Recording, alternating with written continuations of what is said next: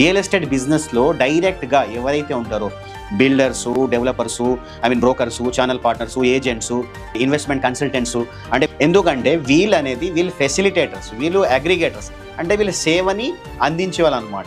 కానీ ఆ సేవని పొందే వాళ్ళు కూడా రియల్ ఎస్టేట్లో ఉంటారు. అంటే ఒక ప్రాపర్టీ తీసుకున్న తర్వాత ఇంకో ప్రాపర్టీలో ఇన్వెస్ట్ చేస్తారు అనమాట. ఫర్ ఎగ్జాంపుల్ ఒక ఎన్ఆర్ఐ ఉంది. ఒక ఎన్ఆర్ఐ సౌదీ అరేబియాలో, అమెరికాలో, సింగపూర్లో, దుబాయ్లో, యూరోప్లో ఉన్నాడు. హైదరాబాద్లో ఉంటాడు. ఆ ఎన్ఆర్ఐకి ఫస్ట్ ఆలోచన ఏమొస్తుందంటే సేఫ్టీ, సెక్యూరిటీ.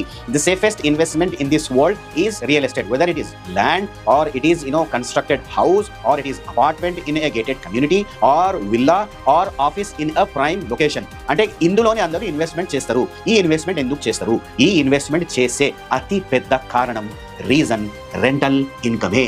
అంటే మీకు రెంటల్ ఇన్కమ్లో కాన్ఫిడెన్స్ ఉందా? రెంటల్ ఇన్కమ్ని మీరు నమ్ముతారా? రెంటల్ ఇన్కమ్ కావాలి అని తహతహలాడుతున్నారా? అయితే ఆ రెంటల్ ఇన్కమ్ సొల్యూషన్ని నేను మీకు కస్టమైజ్గా మీకు అందించేలా చేస్తాను.